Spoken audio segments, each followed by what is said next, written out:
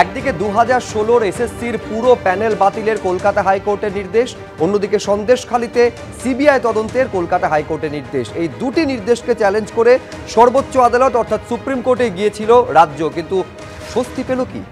অস্বস্তি বোধহয় সেখানেও বহাল রইল। তার কারণ প্রধান বিচারপতি তিনি আজকে প্রশ্ন তুলছেন যে ওএমআর যেখানে নষ্ট করে দেওয়া হয়েছে সেখানে যোগ্য অযোগ্য আলাদা করা যাবে কিভাবে। পাশাপাশি আদালতের এও পর্যবেক্ষণ, টেন্ডার ছাড়া নাইসাকে বরাত থেকে শুরু করে উত্তরপত্রের প্রতিলিপি না রেখে তা নষ্ট করে দেওয়া বিরাট বড় মাপের জালিয়াতি। সির্ফ একটি অংশে অন্তর্বর্তী স্থগিতাদেশ দিয়েছে সর্বোচ্চ আদালত। এই অনুষ্ঠানে সেটাও বিস্তারিতভাবে আপনাদের দেখাবো। আর এই পর্বে আলোচনার আমাদের মুখ্য বিষয়, প্রায় 62,000 চাকরি বাতিলের নির্দেশ সুপ্রিম কোর্টেও বহাল। অর্থাৎ যে নির্দেশ কলকাতা হাইকোর্ট দিয়েছিল সেই 26,000 চাকরি বাতিলের নির্দেশ সুপ্রিম কোর্টেও বহাল রইল। একেবারে 25,753 জনের কলকাতা হাইকোর্টের বিশেষ বেঞ্চের নির্দেশ সর্বোচ্চ আদালতেও বহাল। অতিরিক্ত শূন্য পদ নিয়ে সিবিআই তদন্তে অন্তর্বর্তী নির্দেশে স্থগিতাদেশ। কলকাতা হাইকোর্ট নির্দেশ দিয়েছিল এই যে অতিরিক্ত শূন্য পদ অর্থাৎ সুপার নিউমারি পোস্ট যে তৈরি করা হয়েছে তার পেছনে কাদের হাত রয়েছে প্রয়োজনে হেফাজতে নিয়ে জিজ্ঞাসাবাদ করতে পারবে সিবিআই। সেই নির্দেশে অন্তর্বর্তী স্থগিতাদেশ আগামী সোমবার পর্যন্ত সেই ইন্টারিম স্টে বহাল রেখেছে সর্বোচ্চ আদালত। আগামী সোমবার পর্যন্ত এই অতিরিক্ত শূন্য পদ নিয়ে তদন্তের স্থগিতাদেশ। আগামী সোমবার কি বলবে সর্বোচ্চ আদালত, নিঃসন্দেহে নজর থাকবে সেদিকে। প্যানেলে না থেকেও চাকরি করছে, এটা বিশাল দুর্নীতি বলছে সুপ্রিম কোর্ট। সুপ্রিম কোর্ট বলছেন প্যানেল বহির্ভূতভাবে চাকরি হয়েছে। এই ধরনের চাকরি হওয়াটা বড় মাপের দুর্নীতি, একটা বড় স্ক্যাম বলছে সর্বোচ্চ আদালত। কপি না রেখেই নষ্ট করে দেওয়া হয়েছে সমস্ত OMR sheet. OMR sheet original নষ্ট করে দেওয়া হয়েছে, এমনকি তার কোনো কপি রাখা হয়নি, তার কোনো মিরর ইমেজ রাখা হয়নি। এটা বড় মাপের দুর্নীতি বলছে আদালত। কিভাবে যোগ্য অযোগ্যদের আলাদা করা যাবে যদি কপি না থাকে, ওএমআর শিটই যদি না থাকে, তার অরিজিনাল যদি না থাকে, তার মিরর ইমেজ যদি না থাকে, কিভাবে যারা যোগ্য যারা অযোগ্য তারা আলাদা করবেন কিভাবে? ঠিক এই প্রশ্নই তো তুলেছিল কলকাতা হাইকোর্ট, যেটা সর্বোচ্চ আদালতও তাদের পর্যবেক্ষণে বলেছে। আমাদের দুই প্রতিনিধি এই মুহূর্তে দু জায়গা থেকে সরাসরি রয়েছেন আমাদের সঙ্গে সুপ্রিম কোর্ট থেকে বিজেন্দ্র সিংহ এবং আমাদের সঙ্গে কলকাতা হাইকোর্ট থেকে সৌভিক মজুমদার রয়েছেন। আমি শুরুতে বিজেন্দ্র এইটা তোমার থেকে জানতে চাইবো, এই যে রাজ্য থেকে শুরু করে পর্ষদ এবং এসএসসি মূলত তারা যেটা গেছিল সর্বোচ্চ আদালতে কলকাতা হাইকোর্টের রায়কে চ্যালেঞ্জ করে যে অযোগ্যদের জন্য যোগ্যদের চাকরি কেন যাবে, এই তো ছিল মূল প্রশ্ন। কি বলল সর্বোচ্চ আদালত? দেখো, এই যুক্তিটাই খাড়া করার চেষ্টা করা হচ্ছিল প্রথমেই, কি কেন এইভাবে চাকরিটা নেওয়া হয়েছে। কিন্তু আমরা দেখলাম প্রথমেই যখন হিয়ারিং স্টার্ট হলো তার একটা আভাস পাওয়া গেল যখন চিফ জাস্টিস অফ ইন্ডিয়া কিছু অবজারভেশন করলেন এবং তিনি বললেন কি তারা যে কেস ফাইল দেখেছেন সেটাতে দেখা যাচ্ছে কি ওএমআর সিট যে কোম্পানি তৈরি করা হয়েছিল সেটাকে কোনো টেন্ডার ছাড়াই দেওয়া হয়েছিল বরাত, তারপরে কোনো মিরর ইমেজ না রেখেই সেটাকে নষ্ট করে দেওয়া হলো। এটা একটা বড় ফ্রড। কেন কি যখন নিয়মে ছিল কি তার একটা ডিজিটাল কপি রাখা হবে, সেক্ষেত্রে সেটাকে কেন ডিস্ট্রয় করা হলো? প্যানেলে যাদের নাম নেই তারাও চাকরি পেয়েছেন। এইসব দেখেই কিন্তু একটা ইঙ্গিত পাওয়া যাচ্ছিল কোন দিকে যাচ্ছে হিয়ারিংটা।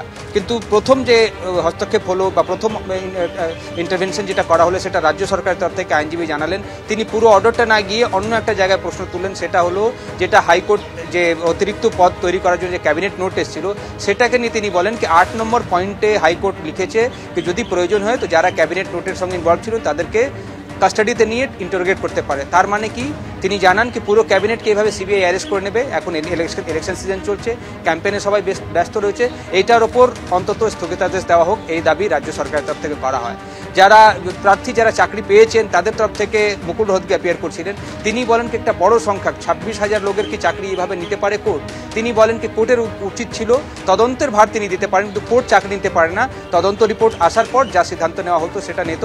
এটা কোর্ট ভুল করেছে, সেটার উপর স্টে দেওয়া হোক। প্রত্যেকটা 26,000 পরিবারে 4 জন করে সদস্য মিনিমাম আছেন, একটা বড় সংখ্যক এখানে ইনভলভমেন্ট রয়েছে মানুষের, সেক্ষেত্রে এটার উপর স্টে দেওয়া হোক, এই অনুরোধ মুকুল রোহতগি রেখেছিলেন। তবে প্রশ্ন বারবারই ঘুরে আসছিল এক জায়গায় সুব্রজি, সেটা হলো কি যারা অযোগ্য এবং যোগ্য সেটাকে কিভাবে সেগ্রিগেট করা হবে। চিফ জাস্টিস এটা জানতে চান কি এটা কি সম্ভব। তখন বলা হয় এসএসসির তরফ থেকে কি এটা সম্ভব এবং তারা করতে পারবেন। প্রশ্ন ওঠে কিভাবে তারা করবেন যখন ওএমআর সিটগুলো নষ্ট হয়ে যাচ্ছে। তখন একটা জবাব আমরা শুনলাম, সেটা ছিল সেকেন্ডারি ডাটা, অর্থাৎ ওএমআর সিটকে বাদ দিয়ে আরও কিছু ডেটা রয়েছে যেটার বেসিসে করা যেতে পারে। এই প্রসঙ্গ এলো আজকে হিয়ারিং চলাকালীন, কি কলকাতা হাইকোর্টে সিবিআই জানিয়েছে কি 8,000 তারা আইডেন্টিফাই করেছে যারা অযোগ্য এবং তারা চাকরি পেয়েছে, যারা চাকরি পাওয়ার উচিত নয়, সেক্ষেত্রে একটা নম্বর সেখানে রয়েছে। বাকিদেরকেও হয়তো আইডেন্টিফাই করা যাবে সেকেন্ডারি ডেটা দিয়ে। তবে সুপ্রিম কোর্টে আজকে এই প্রশ্ন উঠেছে শুভ্রজিৎ, কি দিল্লিতেও এই ধরনের কেস এসেছিল, ঠিক চিফ জাস্টিসের কাছেও এসেছিল, এবং সেটাতে সেগ্রিগেট করা সম্ভব হয়নি, সবার চাকরি বাতিল হয়েছিল।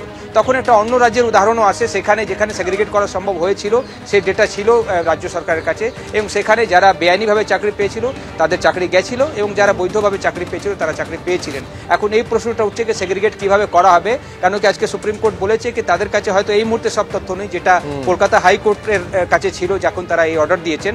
সেক্ষেত্রে বিস্তারিত হিয়ারিং পর তারা বুঝতে পারবেন কি এটা সম্ভব কি সম্ভব না। একেবারে মূল প্রশ্ন হচ্ছে যদি অযোগ্য এবং যোগ্যদের আলাদা করা যায় তাহলেই একমাত্র সম্ভব, যারা যোগ্যরা তারা চাকরিতে বহাল থাকলেন এবং অযোগ্যদের এমনিতেই তারা একেবারে তাদের চাকরি খারিজ হয়ে গেল। আমি আমাদের আরেক প্রতিনিধি সৌভিক মজুমদারের সঙ্গে কথা বলবো। তার মানে বল এখন পুরোপুরি এসএসসির কোর্টে। এখন এসএসসিকে এই পদ্ধতি বের করতে হবে যে কিভাবে যোগ্য এবং অযোগ্যদের তারা আলাদা করছে। সোমবার তাহলে এসএসসিকে এইটা দেখাতে হবে যে তারা যোগ্য এবং অযোগ্যকে আলাদা করা তারা করতে পারছেন। কি হতে পারে সোমবার?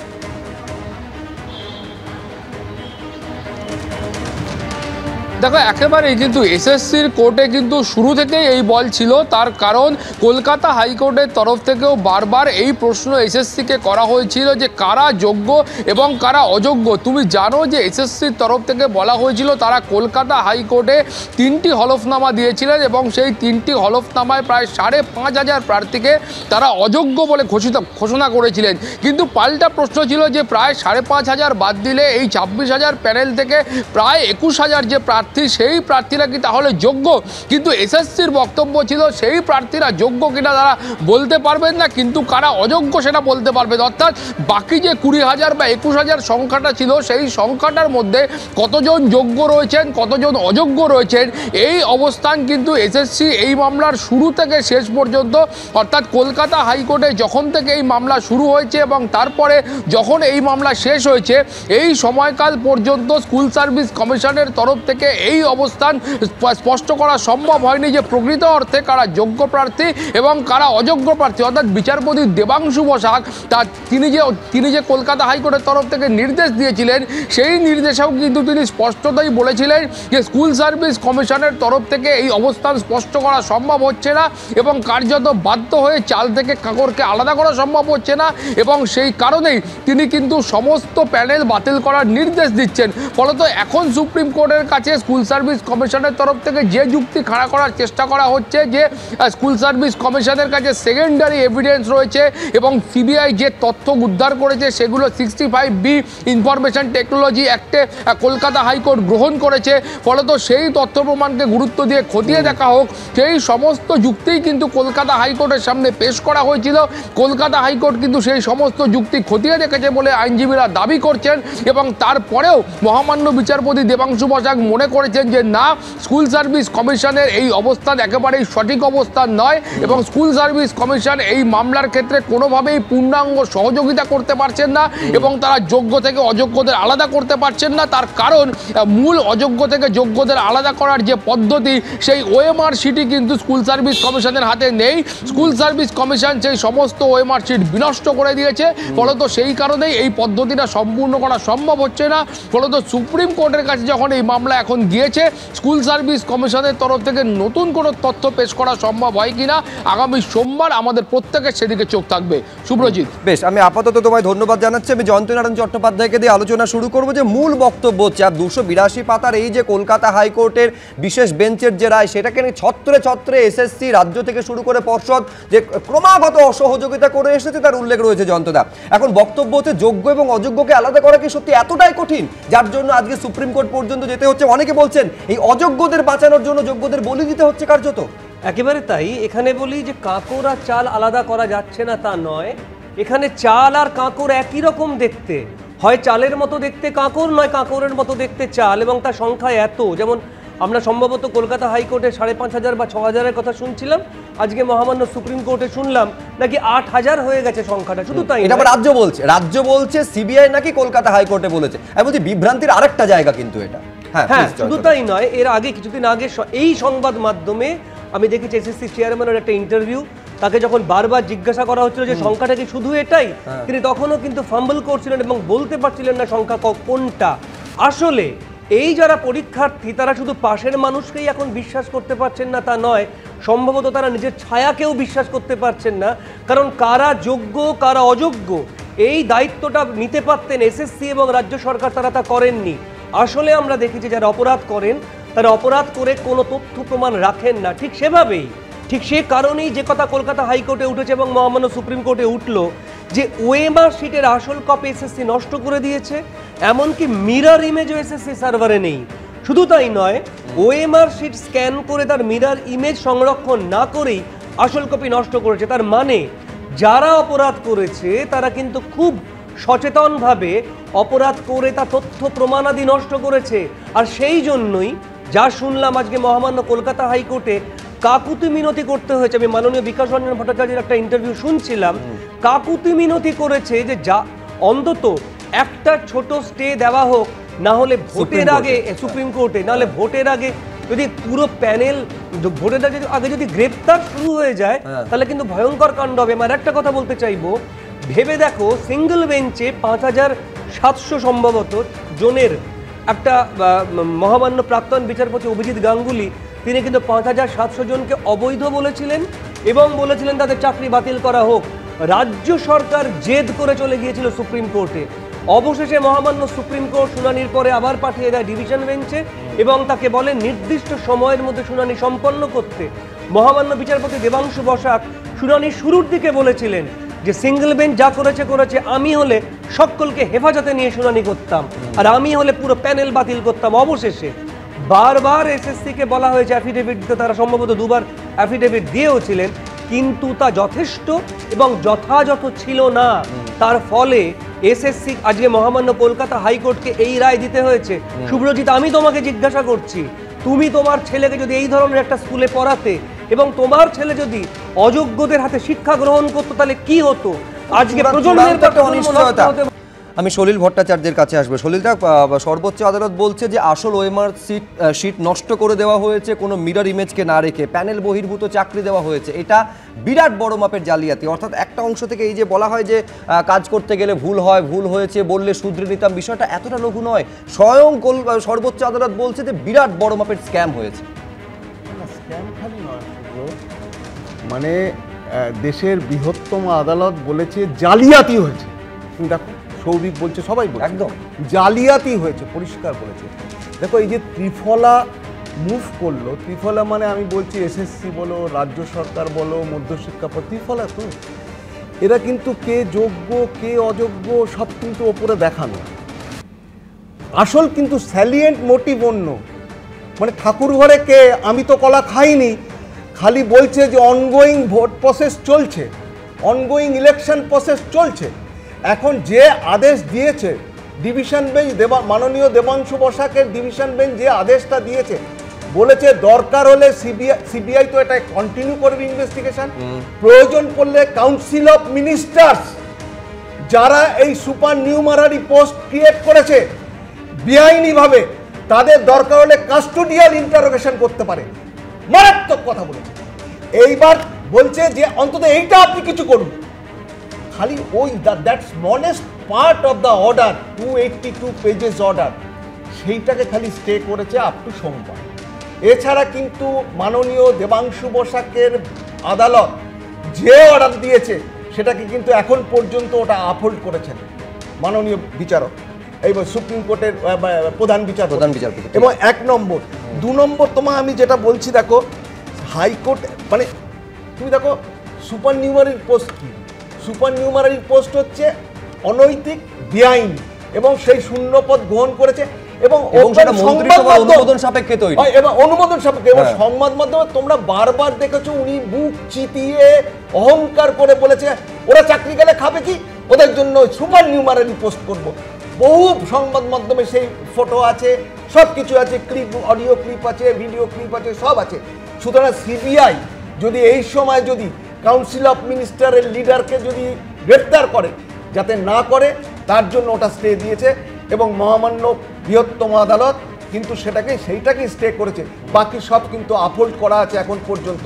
সুতরাং যে কস্টিক কমেন্ট করেছেন সেটা আমার সবচেয়ে লেগেছে, যে বলছেন যে কিসের ওপরে করবে সেগ্রিগেশন, ওএমআর শিট তো ডিস্ট্রয় করা হচ্ছে। নাইসা বলে একটা মূল্যায়ন সংস্থাকে উইদাউট এনি টেন্ডার ব্যাকডোর দিয়ে তারা ঢুকিয়েছে for the purpose of this scam, for the purpose of this corruption, এবং সেটা করেছে। সেটা কিন্তু পর্যবেক্ষণে বলেছেন যে এই নাইসা যেভাবে ঢুকেছে, যেভাবে মূল্যায়ন করেছে, সেটা কিন্তু সম্পূর্ণ দুর্নীতিগ্রস্তরাই করে থাকে। আজকের এই রায়, এই পর্যবেক্ষণ সর্বোচ্চ আদালতের প্রধান বিচারপতি নেতৃত্বাধীন 3 বিচারপতির বেঞ্চের এই যে এসএসসির পুরো প্যানেল বাতিল সংক্রান্ত মামলার যে পর্যবেক্ষণ, তা নিয়ে কি বলছেন প্রাক্তন বিচারপতি অভিজিৎ গঙ্গোপাধ্যায়। দেখুন। প্রধান বিচারপতি তো কতগুলো অত্যন্ত রেলিভেন্ট এবং পার্টিনেন্ট কোয়েশ্চেন রেজ করেছেন, তার উত্তর দিক না ওরা। কেন ওএমআর শিট জ্বালিয়ে দেওয়া হলো, নষ্ট করে দেওয়া হলো, সেটা কোথায়, তার তো উত্তর এখনও পাওয়া যায়নি।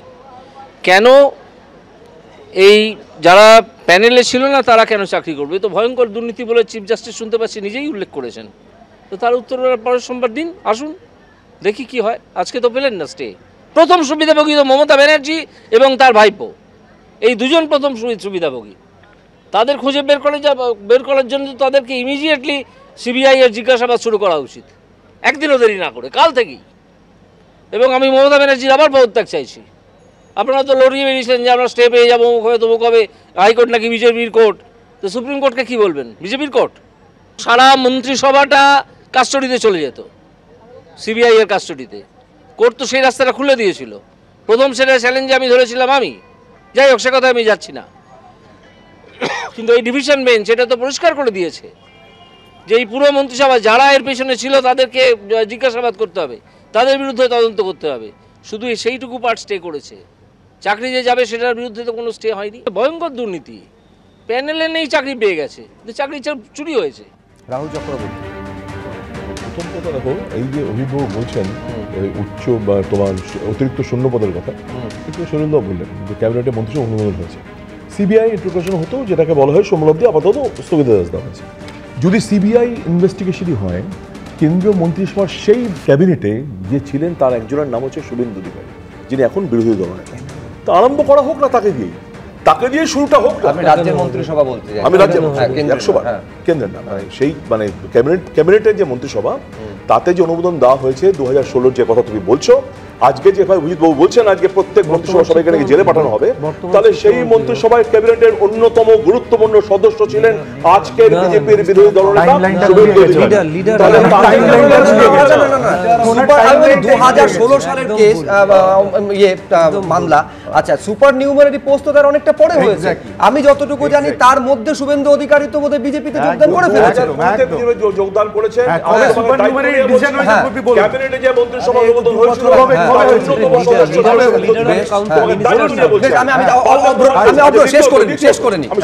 দ্বিতীয়ত আজকে একটা ক্লাসে একজন টিচার ক্লাস নিচ্ছেন, ডাস্টার ছুড়ে পেছন থেকে মারলো কেউ একজন।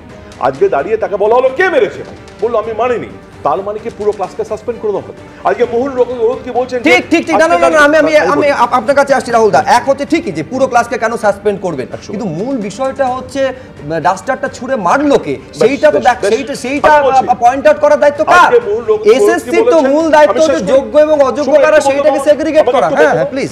আজকে দাঁড়িয়ে মহুল রোহিত কি বলেছেন যে আজকে দাঁড়িয়ে যদি যেভাবে 4 জন, একটা পরিবারে 4 জন করে সদস্য, সেখানে একজন অভিযুক্তর কথায় পুরো চাকরি বাতিল হয়ে গেল, এটা কি কোনো ন্যায় হতে পারে? আজকে ন্যায় যাদের বলি, যে আদালতের কথা বলি, আজকে তারা সিবিআই যে ঢক্কানি লাভ করে এত বড় কেস করলেন, কেন কেস টু কেস করা হলো না? কেন প্রত্যেক জায়গায় ইন্টারভিউ করা হলো না? কেন দেখা হলো না যে কারা অভিযুক্ত করা অভিযুক্ত নয়? আজকে দাঁড়িয়ে এসএসসি কে তো বলা হয়েছিল যে অযোগ্য এবং যোগ্য যাদের তালিকাটা দিন। এসএসসি চেয়ারম্যান নিজে বলছেন 3 বার হলফনামা দেওয়া হয়েছে, কিন্তু সেটা কোর্টকে স্যাটিসফাই করতে পারেননি। অন্যায় হয়েছে বলে প্যানেল বাদ করেছে, সবাই অন্যায় করেছে। এই লোকগুলো কি অন্যায় করলো যাদের চাকরি চলে গেল? আরে ভাই, তারা তো অন্যায় করে চাকরি পেয়েছে। আমি আবার দ্রুত চক্রবর্তী হবে বলছে যে প্রথমত শুভ আমি পরিষ্কার করে বলতে চাই যে যারা কলকাতা হাইকোর্টকে উঠিয়ে দেওয়ার কথা বলেছিলেন, যারা এই কলকাতা হাইকোর্টের রায়ের প্রেক্ষিতে তাকে বিজেপির অফিস বলা হয়েছিল, বিজেপির জায়গা থেকে, মানে কলকাতা হাইকোর্টকে মমতা বন্দ্যোপাধ্যায় বা অভিষেক বন্দ্যোপাধ্যায় দাগিয়ে দিয়েছিল, আজকে যে প্রাথমিক পর্যবেক্ষণ সুপ্রিম কোর্টের এসছে তাতে কলকাতা হাইকোর্টের দেবাংশু বসাকের যে রায় ছিল, যে সমস্ত প্রশ্ন তারা তুলেছিলেন এবং যার ভিত্তিতে তারা রায় দিয়েছিলেন, সেগুলোই কিন্তু আজকে সুপ্রিম কোর্ট মানে মহামান্য আদালত কিন্তু সুপ্রিম কোর্ট আজকেও সেই প্রশ্নগুলোই তুলেছেন।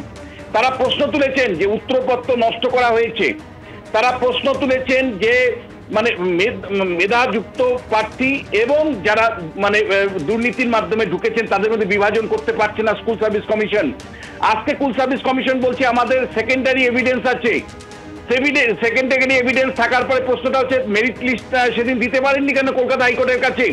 ফলে আমি তো মনে করি যে মুখ্যমন্ত্রী মমতা বন্দ্যোপাধ্যায়, অভিষেক বন্দ্যোপাধ্যায়ের ক্ষমা চাওয়া উচিত যেভাবে কলকাতা হাইকোর্টকে, কারণ কলকাতা হাইকোর্ট আমার ন্যায় দেয়, নাগরিকদের ন্যায় দেয়, সেই কলকাতা হাইকোর্টকে যেভাবে দাগিয়ে দেওয়া হয়েছে, আজকে সুপ্রিম কোর্ট কিন্তু কার্যত কলকাতা হাইকোর্টের যে অবজারভেশন গুলো ছিল সেই অবজারভেশন গুলো শুধু মান্যতা দিয়েছে তা নয়, সেই প্রশ্নগুলোই কিন্তু আজকে সুপ্রিম কোর্ট কিন্তু সামনে রেখেছে। এবং একই সাথে তোমায় বলতে পারি উত্তরপত্র নষ্ট করা হয়েছিল পরিষ্কার যাতে অযোগ্যরা অযোগ্য যারা ছিল তাদের প্রোটেকশন করা যায়, অযোগ্যদের প্রোটেকশন করার জন্যই উত্তরপত্রকে নষ্ট করা হয়েছিল দিনের আলোর মতো পরিষ্কার। এই অযোগ্যদের রক্ষা করবার জন্য মমতা বন্দ্যোপাধ্যায় থেকে শুরু করে তৃণমূলের সমস্ত দলটাই নেমে গিয়েছিল। এবং একই সাথে আজকে বলবো আজকে সুপ্রিম কোর্টে যতটা তারা তৎপর ছিল, তারা যতটা তৎপর ছিল এই মন্ত্রিসভাকে বাঁচানোর জন্য, ততটা তৎপর কি সত্যি 25,753 জন মানে চাকরি হারানো মানুষের জন্য ছিল? আমার তো আজকে সুপ্রিম কোর্টের সওয়াল জবাব দেখে মনে হয়েছে যে মমতা বন্দ্যোপাধ্যায়ের নেতৃত্বের যে মন্ত্রিসভার বিরুদ্ধে রায় ছিল যে প্রয়োজনে সিবিআই তদন্ত করতে পারবে, সেই রায়টাকে আটকানোর জন্যই তাদের মূল উদ্দেশ্য ছিল। তারা কি সত্যি 25,753 জনের চাকরি যে গেছে তার জন্য কি সওয়াল জবাব হয়েছে? তার জন্য কতটুকু উদ্যোগ নিয়েছিল মানে রাজ্য সরকারের বা এসএসসির লয়াররা বা এসএসসি কতটুকু উদ্যোগ নিয়েছিলেন? ফলে আমার তো মনে হচ্ছে মন্ত্রিসভার যারা সদস্য তাদেরকে রক্ষার জন্যই আজকে মানে সুপ্রিম কোর্টে পুরো মানে শক্তি ব্যয় করেছেন রাজ্য সেনের কাছে আসবো, কিন্তু তার আগে উত্তরপত্র নষ্ট করে দেওয়ার শুধু নয়, তার যে প্রতিলিপি অর্থাৎ মিরর ইমেজ সেটা পর্যন্ত রাখা হয়নি। অর্থাৎ যেটা থাকলে নিঃসন্দেহে যোগ্য এবং অযোগ্য পৃথকীকরণ সেটা অনেকটা সহজ হতো বলে অনেকে মনে করছেন। আমি এইখানে একবার দেখাতে চাইবো দর্শকদের যারা চাকরিহারারা যারা সুপ্রিম কোর্টে এসএলপি ফাইল করেছিলেন তারা পর্যন্ত আজকে কমিশনের ভূমিকা নিয়ে প্রশ্ন তুলছেন। দেখুন, রাজ্য সরকার তাদের মতন করে তানারা কি বলছেন না বলছেন সেইটার উপর আমাদের পূর্ণ আস্থা নেই। কারণ হচ্ছে যে তার জন্যই তো আমরা আলাদাভাবে দাখিল করছি। আস্থা নেই মানে হচ্ছে স্কুল সার্ভিস কমিশন তো স্টেট গভর্নমেন্টেরই একটা সংস্থা, স্বশাসিত সংস্থা। তাহলে স্বশাসিত সংস্থা স্কুল সার্ভিস কমিশন যদি তাদের ওএমআরএ স্ক্যান করে কারা যোগ্য অযোগ্য পুরো লিস্ট কোর্টের কাছে দিয়ে দিত তাহলে কিন্তু আজকে রায়টা এইরকম হতো না। আমাদের ধারণা যে যোগ্য অযোগ্য লিস্টটা হলে আজকে এই রায়টা হতো না, যেহেতু হয়নি সেই জন্য আমরা স্কুল সার্ভিস কমিশনের কাছে আমাদের দাবি থাকবে সেটা যে কোনোভাবে আমরা ডেপুটেশন হোক বা আমরা পরবর্তী পদক্ষেপ স্থির করব। এখন আমরা স্থির করিনি, আমরা আলোচনার মাধ্যমে আমরা স্থির করব পরবর্তী পদক্ষেপ কী হবে। মূলত আমাদের একটাই লক্ষ্য, যারা আমরা যোগ্য শিক্ষক শিক্ষিকা তারা যেন আইনের মাধ্যমে সুপ্রিম কোর্টে আমরা সমহিমায় আবার কাজে পুনর্বহাল থাকতে পারি, তার সুবিচার পাই, তার জন্যই আমরা সুপ্রিম কোর্টের কাছে আপিল করেছি। অভ্র সেন, দেখুন বাজারে আজকে আলুর দাম চলছে 35-40 টাকা কিলো, কিন্তু আমরা এই তৃণমূলের আমলে দেখতে পাচ্ছি এই চাকরিগুলোর দাম মিনিমাম গেছে ধরুন 10 লক্ষ টাকা পার চাকরি। এবার আজকে সুপ্রিম কোর্টে দাঁড়িয়ে আমাদের রাজ্যের এসএসসি বলেছে যে রাউন্ড অ্যাবাউট 8,000 চাকরি নাকি এরা 2 নম্বরই করে দিয়েছিল। আমি অঙ্ক কষে দেখছিলাম, যদি অঙ্ক কষা যায় তাহলে দেখা যাবে যদি সত্যি 8,000 চাকরি এরা এরকমভাবে আলু পটল ঝিঙের মতো বিক্রি করে থাকে তাহলে এই দুর্নীতির পরিমাণ হচ্ছে 800 কোটি টাকা। কিন্তু এই চাকরিগুলো যদি আরো হায়ার রেটে এরা বিক্রি করে থাকে আলু পটল ঝিঙের মতো তাহলে কিন্তু 1000 কোটি টাকার উপরে এই দুর্নীতি এরা করেছে। কয়েকটা পয়েন্ট আমি বলতে চাই।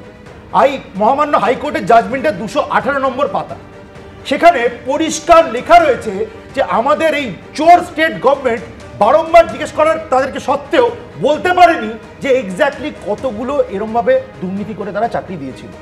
আজকে জানি এরকম যখন অবস্থা হয়েছে কি করে তারা সুপ্রিম কোর্টে বলতে পারছে যে আমরা 8,000 চাকরি এরকম করে বিক্রি করেছিলাম?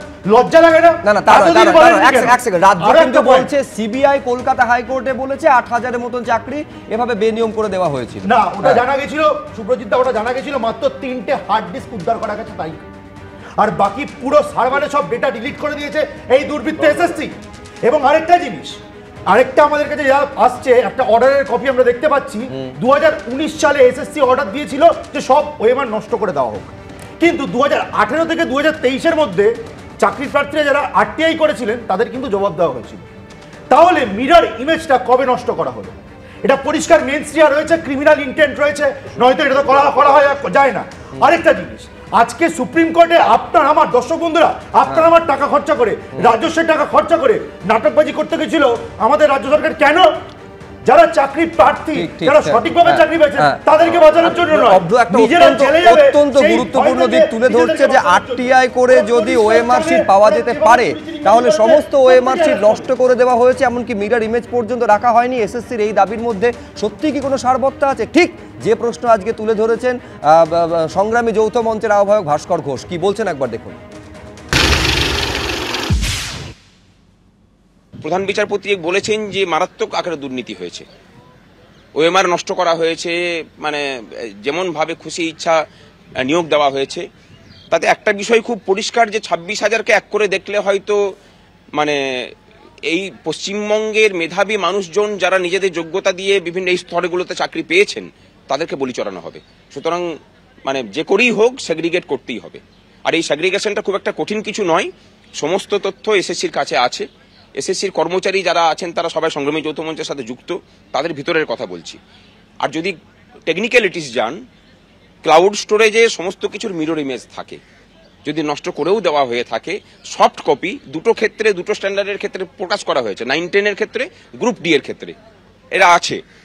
ওদেরকে যে ওএমআর দেওয়া হয়েছে সেই ওএমআর ওরা মেনে নিচ্ছে যে হ্যাঁ ওদেরই, প্রত্যেকেই সেটা মেনে নিয়েছেন যে হ্যাঁ এটা আমাদেরই ওএমআর। তাহলে সেই ভিত্তিতেও তো সমস্ত ওএমআর পাবলিশ করে দিলে পরেও হয়। 11-12-এর ক্ষেত্রে সিবিআই সমস্ত প্রক্রিয়া হাতে নেওয়ার পরেও যখন আরটিআই করেছেন একজন চাকরি প্রার্থী, তিনি চাকরি পাননি, তাকে কিন্তু আরটিআই দিয়ে তার ওএমআর দেওয়া হয়েছে। তাহলে সার্ভার থেকে যদি একটা ওএমআর বের করা যায়, সার্ভারে সমস্ত ওএমআর আছে তাহলে নিশ্চয়ই। সুতরাং এই যে জায়গাগুলো, সেই জায়গাগুলোতে আমরা চাই যে এখানে এক এবং একমাত্র কর্তব্য হচ্ছে এসএসসির, তারা সমস্ত ওএমআর পাবলিশ করুক।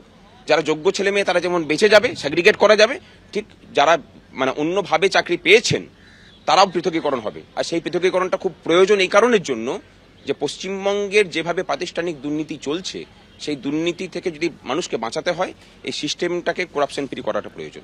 মারাত্মক অভিযোগ, আরটিআই করে যদি ওএমআর শিট পাওয়া যেতে পারে তাহলে ওএমআর শিট সম্পূর্ণ অরিজিনাল নষ্ট করে দেওয়া হয়েছে এবং তার কোনো মিরর ইমেজ নেই। এই যে এসএসসির দাবি, সেই দাবির সত্যতা নিয়ে প্রশ্ন তুলে দিচ্ছেন ভাস্কর ঘোষ, যিনি সংগ্রামী যৌথ মঞ্চের আহ্বায়ক। আমি আশুতোষ চট্টোপাধ্যায়ের কাছে আসবো। আশুতোষ, একটা যুক্তি দেওয়া হচ্ছে যে আরটিআই করে যদি কয়েকজন তাদের উত্তরপত্র পেতে পারে, মানে যারা পরীক্ষা দিয়েছেন প্রত্যেকের উত্তরপত্র পাওয়াটা সম্ভব, এক।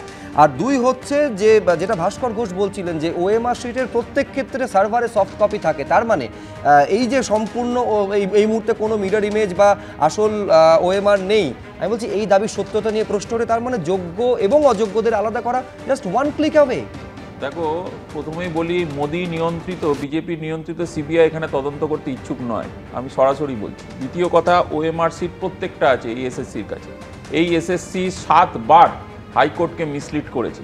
এবং তোমরা জেনে অবাক হবে, এই যে একটা খেলা চলছে না, এই ডবল ডবল চাকরি নেব দেব, ডবল ডবল চুরি, আজকে এই যে কোর্টে যাওয়া কেন? এসএসসি চোর এবং টাকা যে বেআইনি লেনদেন হয়েছে সেই সব টাকা পয়সা সব লোকাতে হবে। সারদা নারদার চোর আমি তোমাদের আগে বলেছিলাম না, দুদলেই আছে, তৃণমূল বিজেপি 11 কোটি টাকা খরচা করেছিল তৃণমূলের সরকার। এবং সবথেকে বড় কথা, এই যে এক্সট্রা পোস্ট ক্রিয়েট করা, ওএমআর খেয়ে নেওয়ার যে তথ্য আসছে, এক্সট্রা পোস্ট তোমরা জানবে যে কোনো পরীক্ষা শুভ্র যদি হয় সেখানে কতজন চাকরি পাবেন সেটাও লেখা থাকে, কতগুলো পোস্ট। এগুলোকে ক্রিমিনাল ইন্টেনশন শুধু নয়, এই ধান্দাবাজির ইন্টেনশন নিয়ে কিন্তু এই পুরো অর্গানাইজড ক্রাইম, এটা একটা টোটালি একটা ক্রাইম সিন্ডিকেট। এবং এই সিন্ডিকেট যেভাবে চলেছে তাতে আজকের দিনে যারা বঞ্চিত হলেন ওই 25,000 কত শিক্ষকরা এবং যারা আজকে তাদের কথা আমি বলতে চাই এবিপির পর্দায়, যারা ন্যায্য চাকরির জন্য প্রায় 1150 দিন হয়ে বসে হয়েছে রাস্তায়, এসএসসি এসএলএসটির ভাই বোনরা, আজকে তাদের ভবিষ্যৎটা কী হবে? তাদেরকে আপনারা কিভাবে অপমান করলেন? একটা মানুষের যদি শিক্ষাগত যোগ্যতা থেকে শুরু করে তার পারিবারিক যোগ্যতা থেকে শুরু করে সামাজিক সম্মান যদি এই সরকার কেড়ে নিতে পারে, তাহলে এই সরকারটা আদেও চলছে বলে তোমাদের কি ধারণা করছো? তার কারণ হচ্ছে এই যে কোর্টে গেছে, যে কোর্ট মহামান্য আদালত বলেছেন যে এই যে এতগুলো সব কিছু হয়েছে সবই ঠিক আছে, কিন্তু আমি তোমাদেরকে বলতে চাই এসএসসিকে কিন্তু গুনে গুনে চাকরি দিতে হবে। চোর এসএসসি কিন্তু গুনে গুনে চাকরি দিতে হবে, আর যদি না দিতে পারে এই এসএসসির বাইরে তালা ঝুলবে। তার কারণ পশ্চিমবঙ্গের ছেলে মেয়েদের সাথে বঞ্চনাটা করা হয়েছে, চুরি করা হয়েছে, তাদেরকে চিট করা হয়েছে, আমাদেরকে চিট করা হয়েছে, এটা তোমাদের বারবার আমি বলছি। এবং এই যে চিট করেছেন এবং তৃণমূল ডিফেন্ড করছেন এগুলোকে। আচ্ছা, এই যে যেটার উপরে আজকে স্টে পেয়েছেন মানে অন্তর্বর্তী একদিনের জন্য সোমবার, ওই যখন হেফাজতে নিয়ে বলবেন না যে পরের সোমবার যে হেফাজতে নিয়ে যখন বলবেন যে করতে, সবচেয়ে প্রথমে তো ক্যাবিনেট, যখন সেই ক্যাবিনেটের নেতাকে প্রশ্ন তো সেটা হবে যে ক্যাবিনেট এরকম অনুমোদন দিল আইন ছাড়া। আমি আইনের ঊর্ধ্বে, আমি সব যা করব, যা খুশি করব। হাইকোর্ট বিক্রি করে দিলে হয়, হাইকোর্টকে কিনে নিয়ে গেলে হয়, যা খুশি তাই। আমি তাহলে ক্যাবিনেটের মাথা, তাকে আগে ধরা দরকার। এবং একই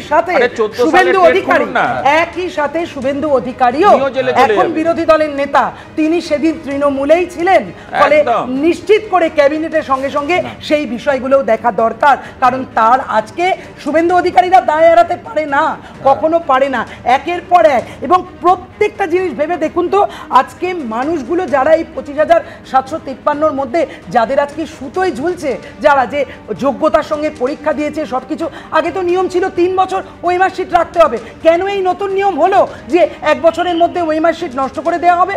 কে করলো এই নিয়ম? কাদের স্বার্থে করলো? উইদাউট ক্রিমিনাল ইন্টেনশন হয়েছে এটা? না, সমস্তটা ক্রিমিনাল ইন্টেনশনেই হয়েছে।